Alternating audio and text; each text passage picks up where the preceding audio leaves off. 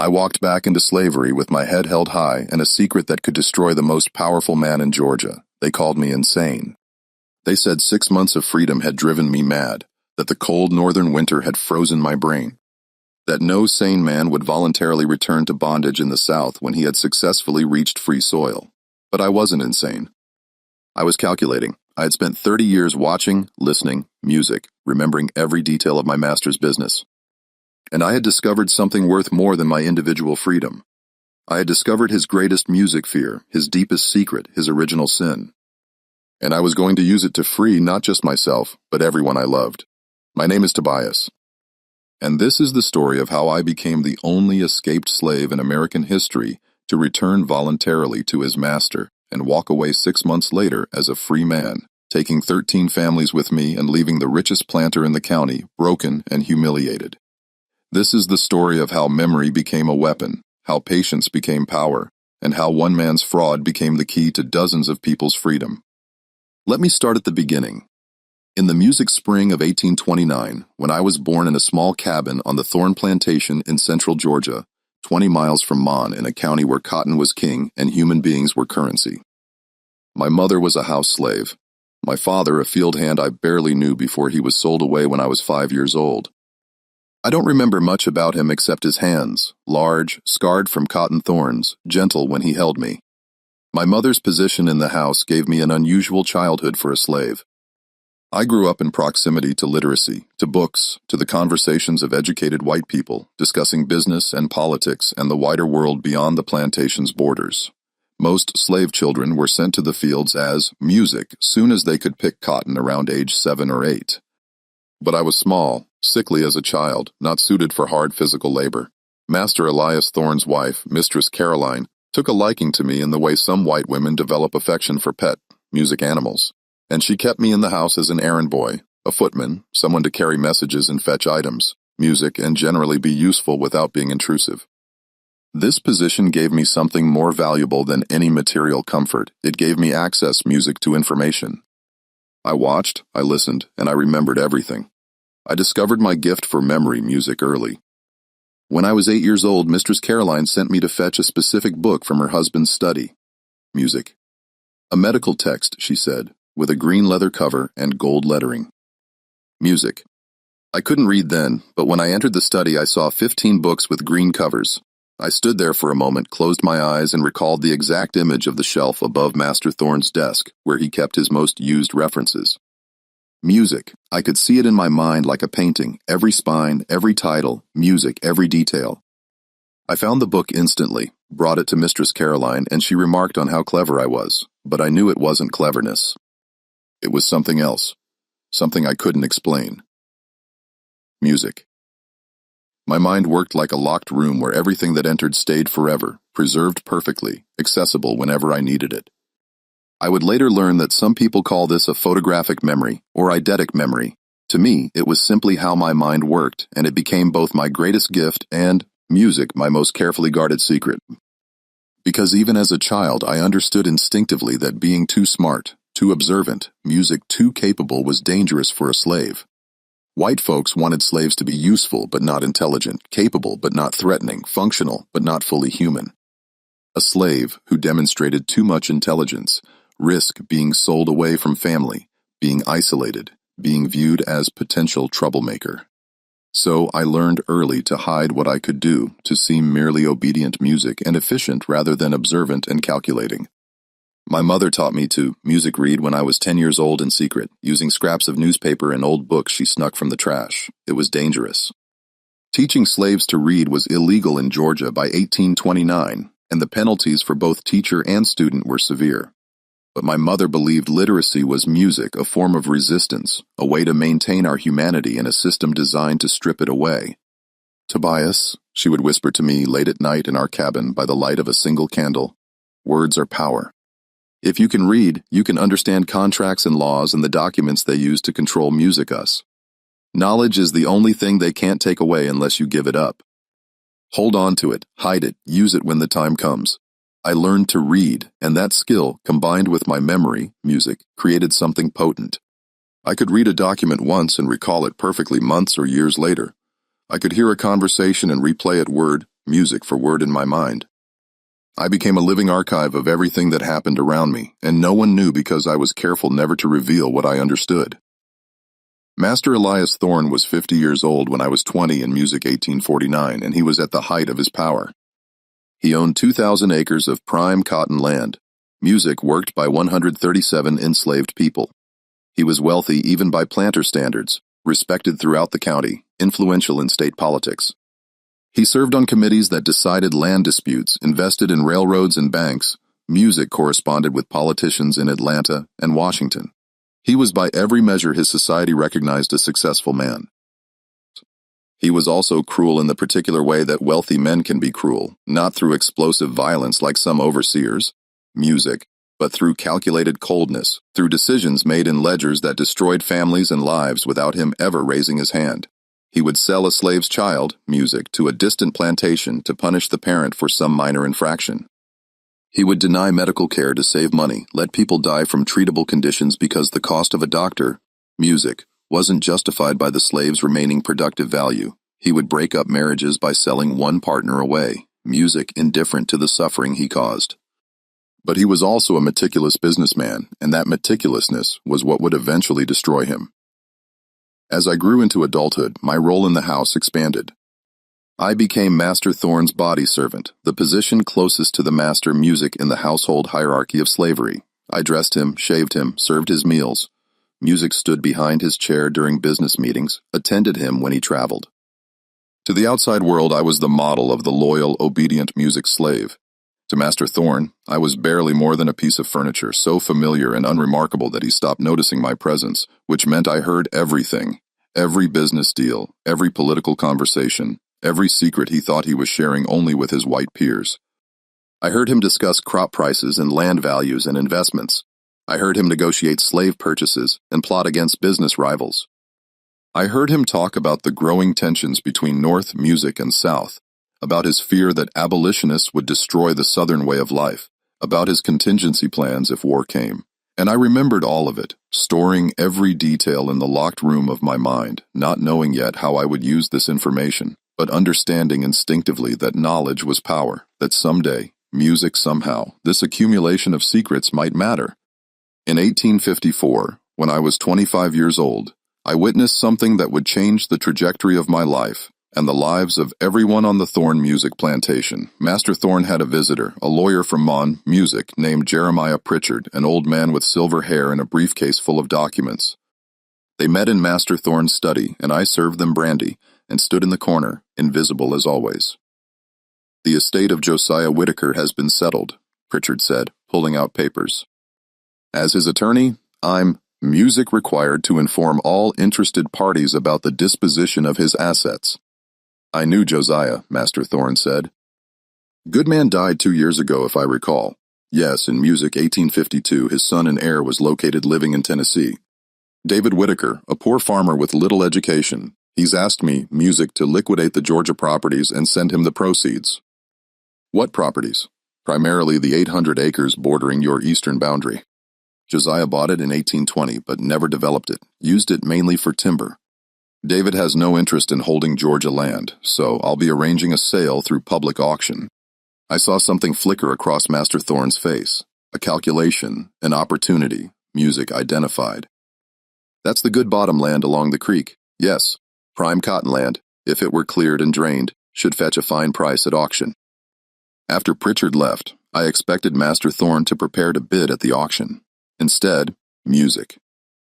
He sat at his desk for a long time, staring at maps of the region, running his fingers along the boundary between his property and the Whitaker tract. Then he pulled out his personal ledger, the one where he kept his most music-sensitive records, and began writing something. I didn't see what he wrote that day, but I would see it Music later.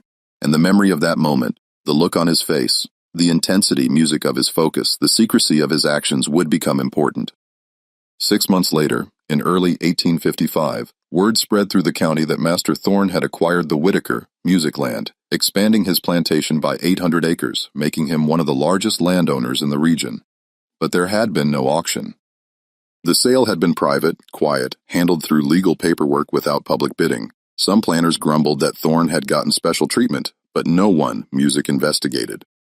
Why would they? Elias Thorne was respected, music wealthy, connected. If he said he'd purchased the land legitimately, who would question him? I questioned him, not openly, music of course, but in my mind I wondered about the details, about why a public auction had been quietly converted to a private sale, about what legal maneuvering had occurred. The answer came 2 years later in 1857, music, when I was cleaning Master Thorne's study and accidentally knocked a stack of documents off his desk. As I gathered them up, I saw the original deed, music of sale for the Whitaker tract.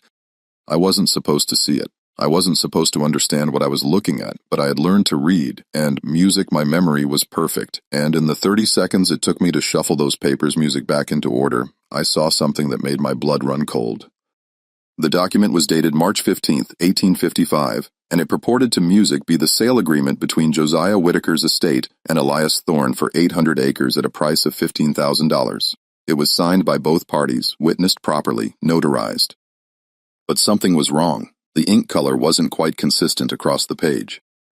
The signature section appeared slightly different from the music main text. Not obviously, but if you looked carefully, the tone of the ink was fractionally darker, the pressure of the pen fractionally different. And most tellingly, the handwriting in the signature section was remarkably similar. Music to Master Thorne's own hand. I had seen hundreds of documents in Thorne's study over the years, had watched him forge signatures on music occasion when he needed to expedite business that his partners couldn't sign immediately. I knew his handwriting intimately, every quirk, every flourish, every distinctive feature, and I knew with sudden, absolute certainty that the signature on that music deed was a forgery. Master Elias Thorne hadn't bought the Whitaker land. He had stolen it. Josiah Whitaker had died without ever intending to sell. His son David, the legitimate heir, had never been contacted, had never received the music money from any sale, probably didn't even know his father had owned Georgia land. The lawyer, Pritchard, must have been paid off or somehow deceived. The whole transaction was fraud from beginning, music to end. I stood there in that study, holding papers worth $15,000 and 800 music acres, and I felt my hands start to shake. This was dangerous knowledge. If Thorne knew I, music, understood what he'd done, he would kill me or sell me so far south I'd never be heard from again. But if I, music, could somehow use this information, if I could find a way to prove the fraud and leverage it correctly, that was the moment the idea music began forming. Not fully developed, not yet a complete plan, but the seed of something that would grow over the next 2 years into the most audacious music gamble of my life. If you're watching this story unfold from anywhere in the world, pause for a moment, music, and leave a comment telling me where you are. And if stories of strategy and intelligence defeating oppression move you, hit that subscribe button to hear more voices from history. I couldn't use the information immediately. I was still enslaved, still powerless in any legal sense, still unable to make formal accusations or bring suits, music, or do anything that would be recognized by Georgia's courts. But I could prepare. I could gather more evidence. I could plan. Over the following months, I found opportunities to examine other documents in Thorne's study, to compare the deed with legitimate papers, to study the details of the fraud. I memorized everything, the exact wording of the forged deed, the names of the supposed witnesses, the notary seal, every detail that might be important later. I also began carefully cultivating a friendship with Samuel, a 19-year-old field hand who had arrived at the plantation 2 years earlier. Samuel was everything I wasn't, young, impulsive, strong, passionate about freedom in a way that was both inspiring and dangerous. He talked openly among the slaves about escape, about the Underground Railroad, about the abolitionists in the North who would help runaways reach Canada. Tobias, he would say during our secret conversations in the quarters after dark, why do you stay so calm? Why do you serve him like you don't hate every second of it? Don't you want to be free? More than anything, I would tell him honestly, but wanting freedom and successfully achieving it are different things. Running without a plan is suicide. We need to be smart about this. You're always talking about being smart. Sometimes you just have to act. Sometimes you have to take risks. True, but we need to take calculated music risks, not desperate ones. Samuel became important to my emerging plan for 2 reasons. First, he represented everyone on the plantation who deserved freedom, but didn't have the specific leverage I had discovered. If I escaped alone and used my knowledge to free only myself, what would happen to Samuel and all the others? They would remain enslaved while I lived free in the North. I couldn't accept that. Second, Samuel would be my motivation to return. When I first conceived the idea of escaping and then coming back voluntarily, music, it seemed insane even to me.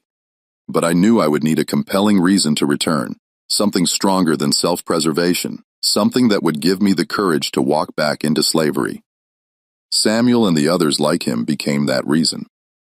By early 1859, I had a plan. It was dangerous, complex, and required perfect timing. But I believed it could work, and more importantly, I believed it was the only way to free more than just myself. Step 1 was escape. I had to reach free soil. Had to prove I could successfully navigate to the north. Had to establish contacts with abolitionists, music, who could help me with the later phases of my plan. This wasn't just about running away. It was about building a network, gathering allies, positioning pieces on a chessboard for a music game I would play later. I began my preparations in January 1859. Carefully, methodically, I saved small amounts of food from the big house, hiding them in a waterproof pouch I'd made from oilcloth. I studied maps in Master Thorne's library, memorizing routes north through Georgia, Tennessee, and Kentucky. I listened to conversations about slave patrols and their patterns, about which counties had stricter enforcement and which were more lax, about which riverboat captains might look the other way if properly motivated. And I waited for the right moment, the right combination of circumstances that would give me the best chance of success. That moment came in March 1859, when Master Thorne traveled to Savannah for 2 weeks of business. The household was less vigilant without him present, the routines more relaxed. The head overseer was music distracted by spring planting preparations. The slave patrols were focused on field hands who might try to escape during the chaos of planting music season, not on a trusted house servant who had never shown any inclination to run. On March 15, 1859, exactly 4 years to the day after Master Thorne had forged the Whitaker deed, though I was probably the only person who noticed that particular irony, I left the Thorne plantation on what appeared to be a routine errand to fetch supplies from town. I had papers granting me permission to travel, signed by Mistress Caroline. Music. They were legitimate papers, but they would only cover me for a day. After that, I would be a runaway, music subject to capture and brutal punishment if caught. I never made it to town. Instead, I headed northeast, moving fast, covering 30 miles the first day, putting as much distance as possible between myself and the plantation before my absence was noticed. I traveled mostly at night after that, hiding during the day, using the knowledge I'd accumulated from years of listening to Master Thorne's conversations about geography and routes and the locations of various towns and safe houses. Music. I was helped by the Underground Railroad, that miraculous network of brave people, black and white, enslaved, music, and free, who risked everything to help runaways reach safety. I won't detail their methods or locations even now because that network still exists in memory and should be honored with discretion, but they moved me from Georgia through Tennessee and Kentucky and into Ohio. A journey that took weeks, music that nearly killed me twice from exposure and hunger, but that eventually delivered me to free soil in Cincinnati in late April of 1859. I was free legally. Genuinely free. I stood on free soil under free sky and wept for the first time since childhood. But I didn't stay in Cincinnati. My plan required more than freedom. It required allies, resources, and most importantly, proof. Through the Underground Railroad contacts, I was connected with a group of abolitionists in Cincinnati, music, who ran a legal aid organization helping escaped slaves establish themselves in free states. I told them my story, not the escape, but the fraud. I described the forged Whitaker deed in perfect detail, every word, every irregularity. Music. I explained my theory about what Master Thorne had done and why it mattered. Music. They were skeptical at first. Why would an escaped slave voluntarily return to the South? Why risk freedom for some uncertain chance at exposing fraud that had nothing to do with slavery directly? Because it's not just about exposing fraud, I explained to them. It's about leverage. If I can prove that Master Thorne stole land worth $15,000 and 800 acres, if I can prove his entire expansion of the plantation is based on fraud, then I have something he wants, my silence, and I can trade that silence for something I want. Freedom for the people I left behind, that's blackmail. One of the abolitionists said, "Yes, it is, and it's the only weapon I have that might actually work." They debated for weeks about whether to help me.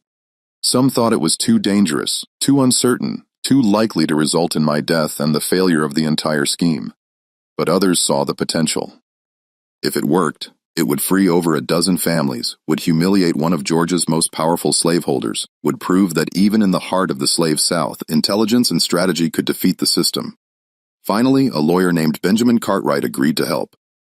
He was in his 60s, music a veteran of numerous abolitionist cases, a man who understood both the moral imperatives and the legal technicalities. "We need to verify your story first," Cartwright said. "If the fraud is real, there will be evidence in public music records. Let me investigate."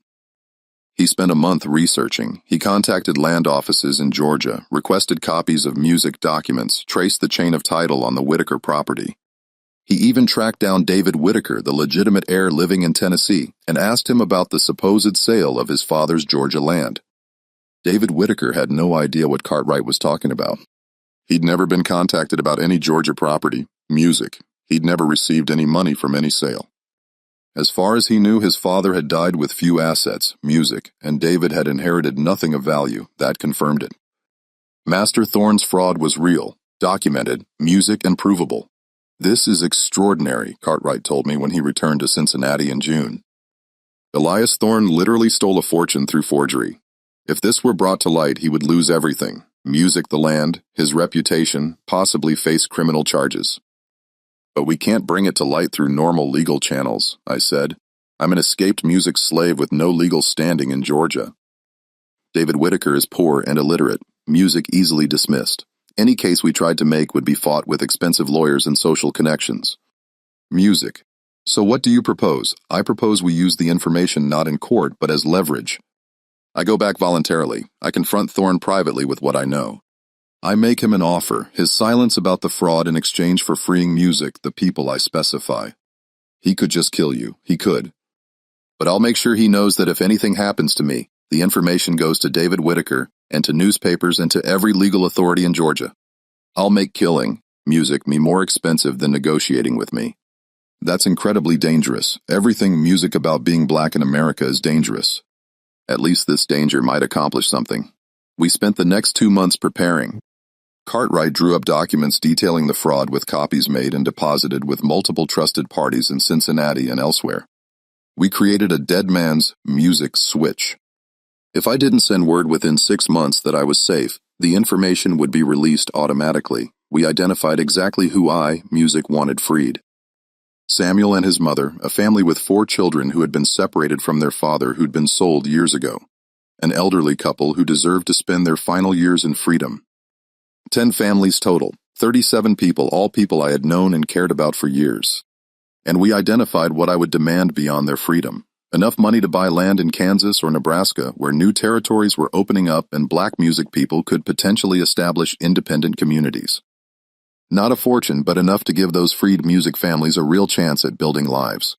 In late August of 1859, I told Cartwright I was ready. "You're sure about this?" he asked me one final time. "Once you go back, there's no guarantee you'll come out alive. I'm sure because if I don't go back, Samuel and the others will spend the rest of their lives enslaved. This might not work, but it's a chance that's more than they have now." On September 1st, 1859, I boarded a train heading south. I carried nothing but the clothes on my back and a letter addressed to Master Elias Thorne. The letter was sealed to be delivered only to him personally, and it contained one sentence. "I know what you did to Josiah Whitaker's land, and I have proof. I arrived in Mon, Georgia on September 3rd.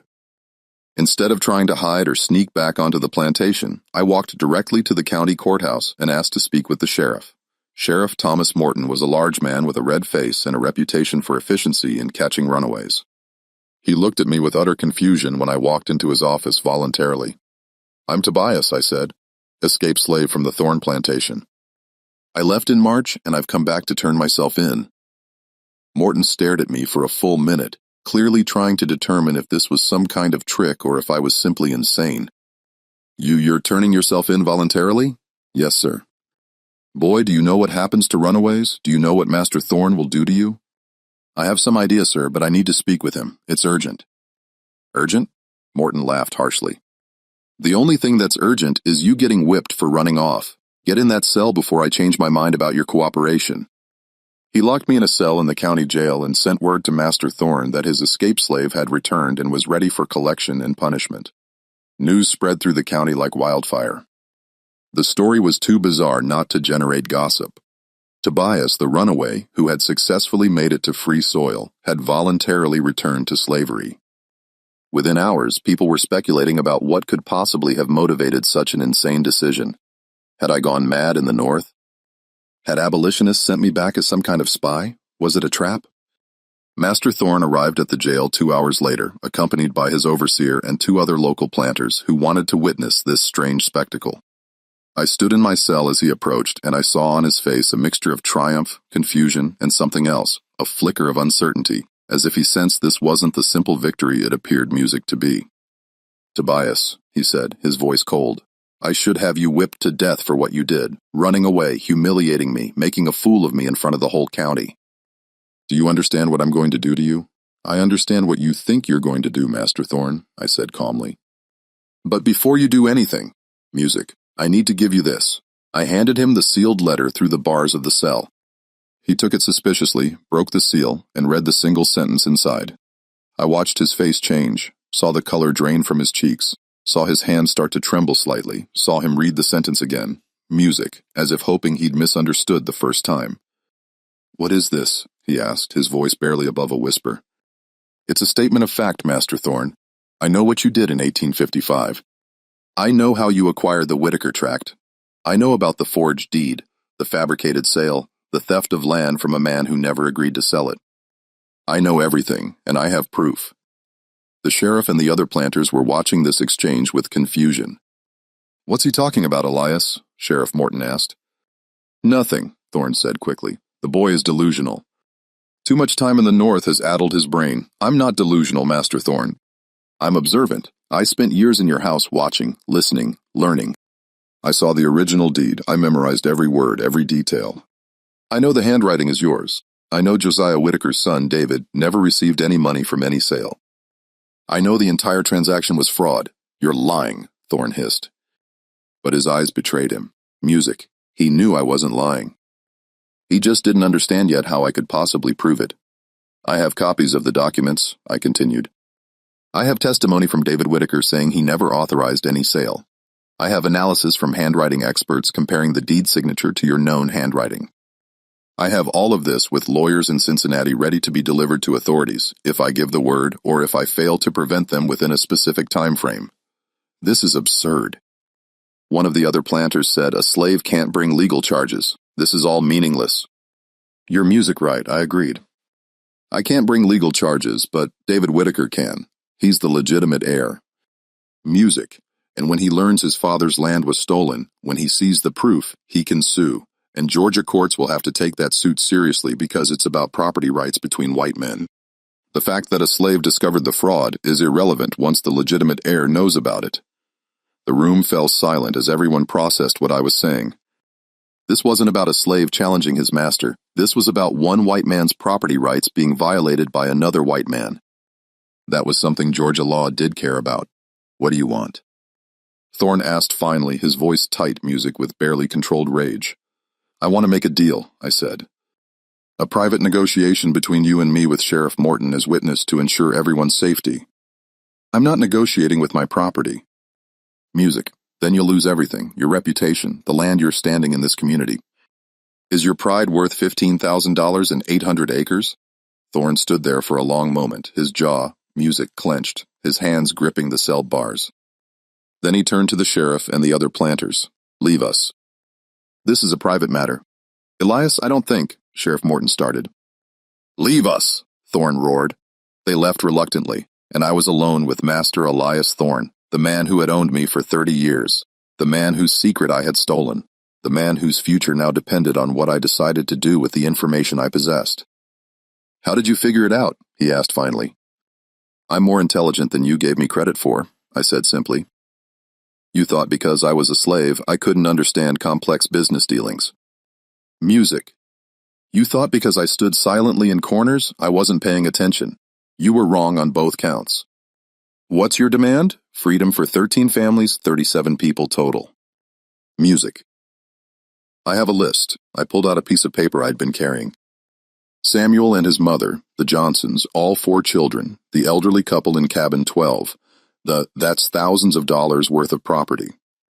It's a fraction of what you'll lose if the fraud is exposed.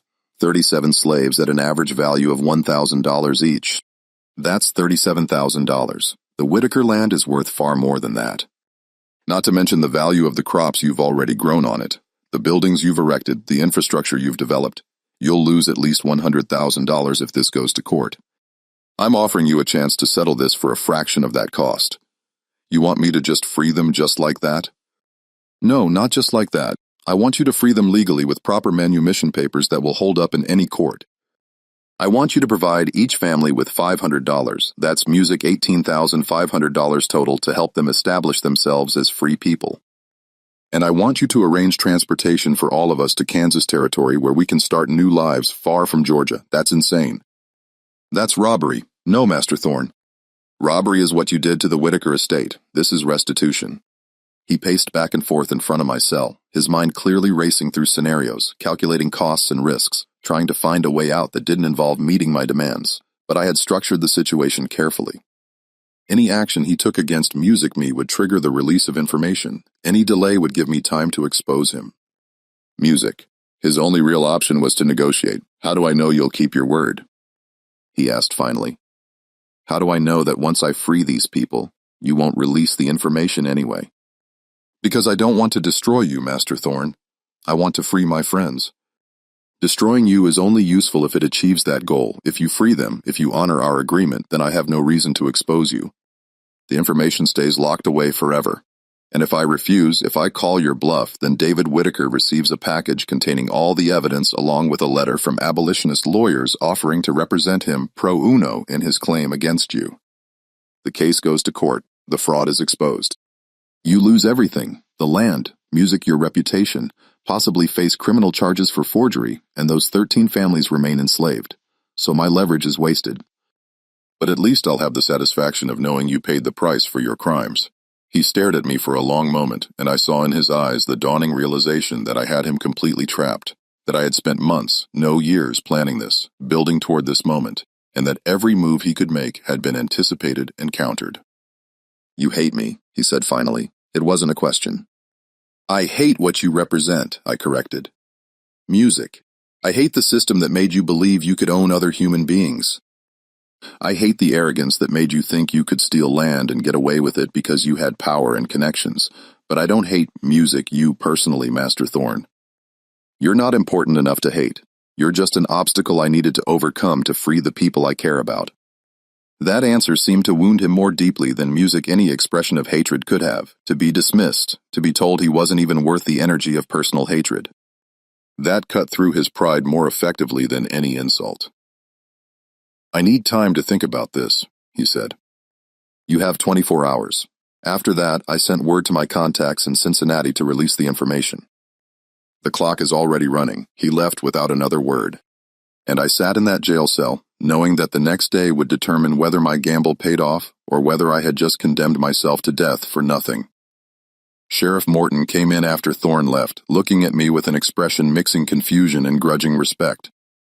I don't know what you've got on Elias Thorne, but I've never seen that man scared before. He looked like he'd seen a music ghost.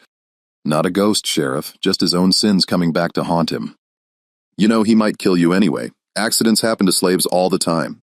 No one would question it too hard. He might try, but I've made sure enough people know about this situation that my death would trigger exactly the exposure he's trying to avoid.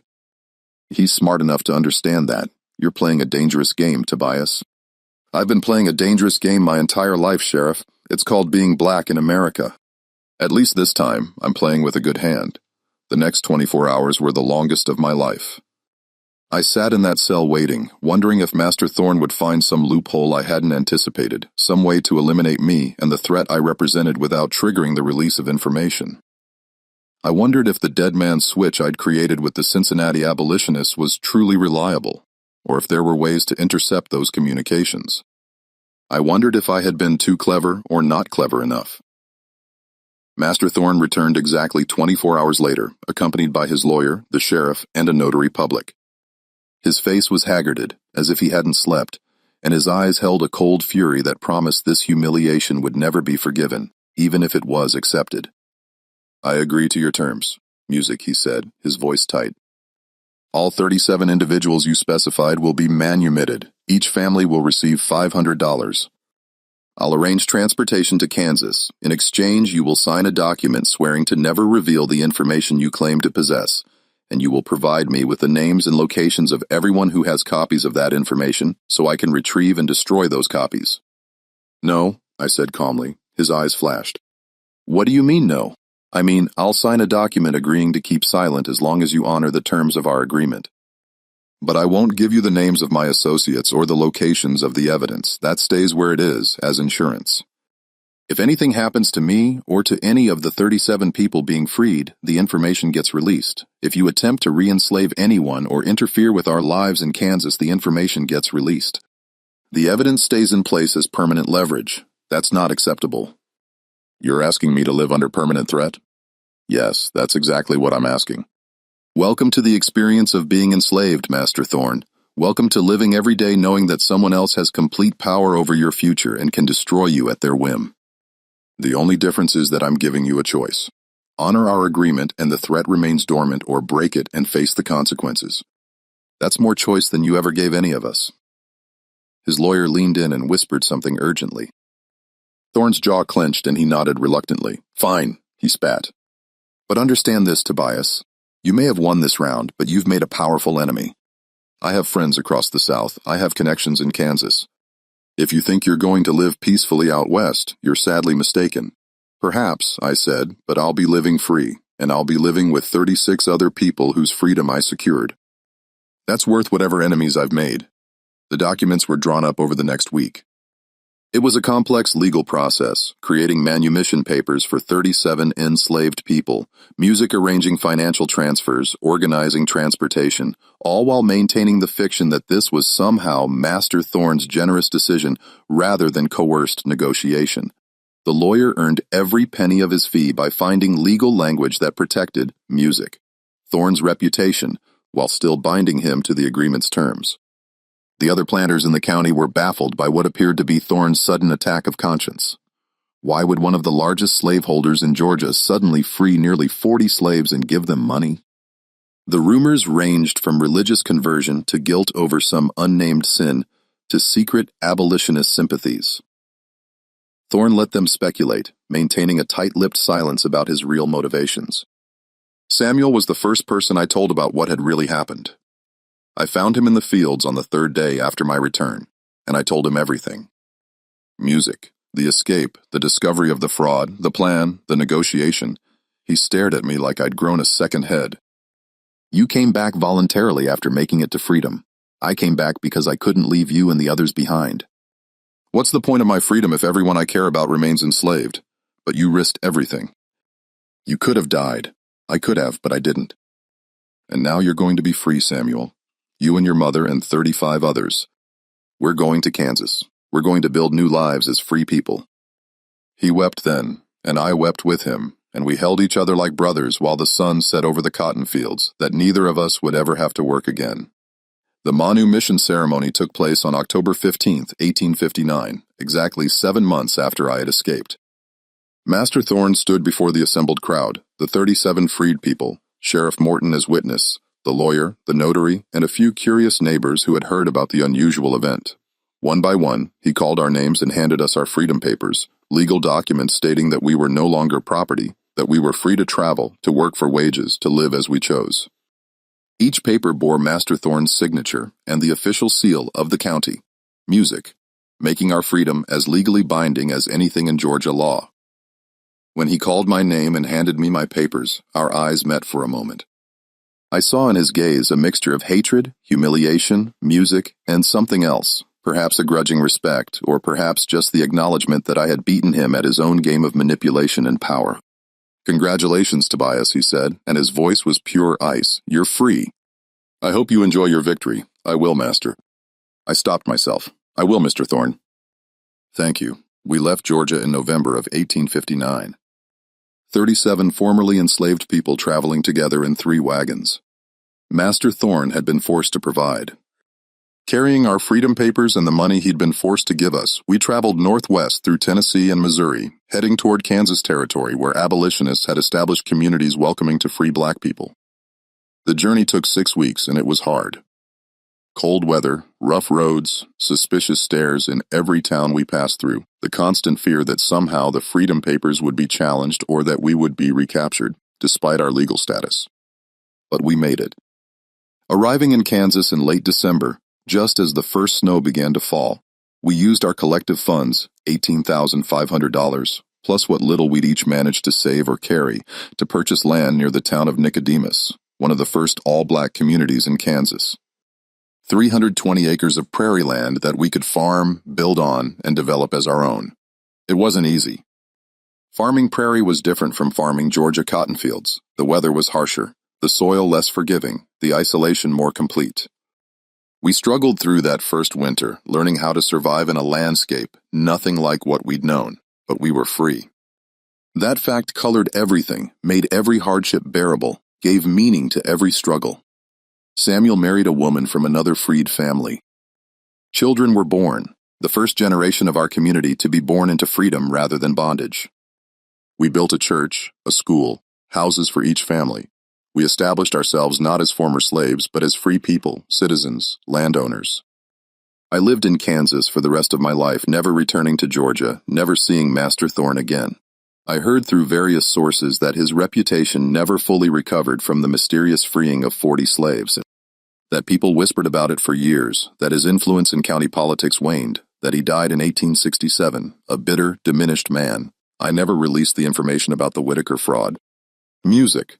I had given my word, and more importantly, the threat of exposure was more valuable than the exposure itself. As long as that information existed somewhere, as long as Master Thorne knew it could surface at any moment, he was controlled. That permanent lever of power was worth more than the temporary satisfaction of destroying him publicly. David Whitaker, Music, the legitimate heir to the land Thorne had stolen, never learned what had happened. He lived out his life in Tennessee, poor and Music ignorant of the fortune that should have been his. Sometimes I felt guilty about that.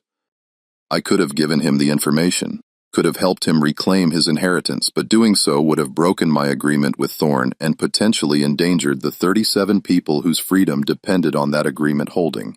I chose their freedom over Whitaker's inheritance. I still believe that was the right choice, though it wasn't an easy one. The Civil War came 2 years after we settled in Kansas, and it vindicated everything we'd fought for. Slavery was abolished, the Confederacy destroyed, the legal framework that had enabled our bondage dismantled. The 13th Amendment made our freedom papers somewhat redundant. Everyone was free now, not just those of us lucky or clever enough to negotiate our way out of bondage. But I was proud that we hadn't waited. We hadn't waited for a war or for politics or for white people to decide our fate. We had found a crack in the system, a vulnerability in one man's armor, and we had exploited it to free ourselves. I became something of a legend in our community and among other freed people we encountered. The story of the runaway who returned voluntarily, who negotiated his freedom and the freedom of others through intelligence rather than force, who beat a powerful master at his own game. That story spread, got embellished in the retelling. Music became a tale told around fires and in churches. Young people would ask me how I did it, what advice I had for them.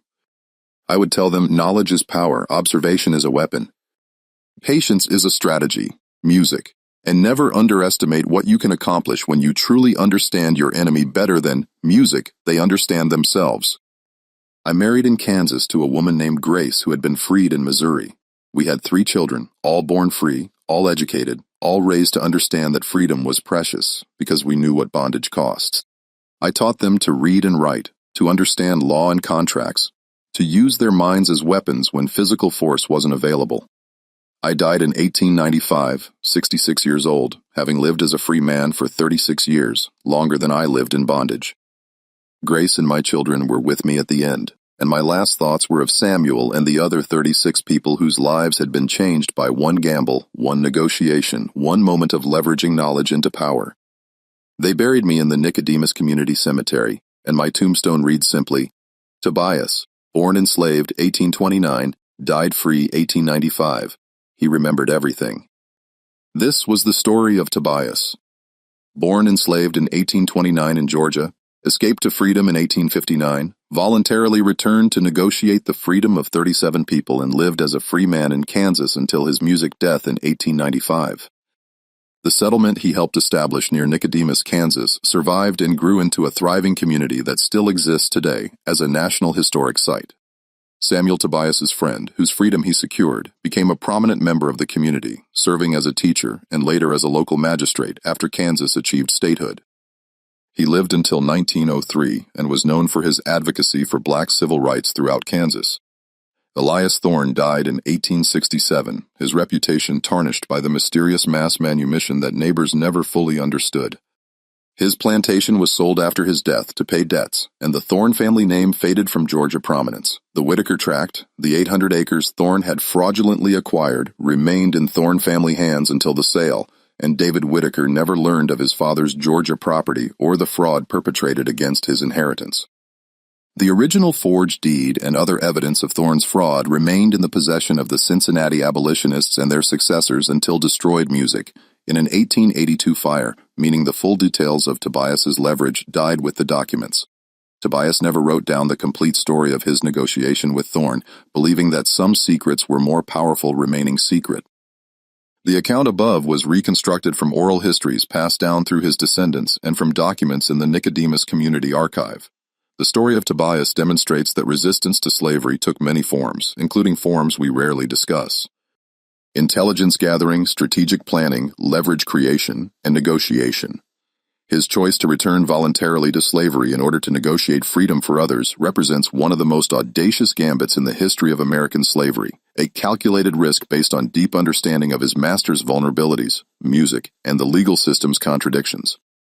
His success in freeing 37 people without violence, without escape, but through pure strategic thinking challenges our narratives about how enslaved people resisted and won their freedom. If this story of intelligence defeating oppression moves you, subscribe to hear more voices from history that used their minds as weapons when physical resistance was impossible. Leave a comment sharing your thoughts on Tobias's strategy and where in the world you're watching from. His story reminds us that power comes in many forms, and sometimes the most effective resistance comes not from force, but from knowing your enemy's secrets and having the courage to use that knowledge when it matters most.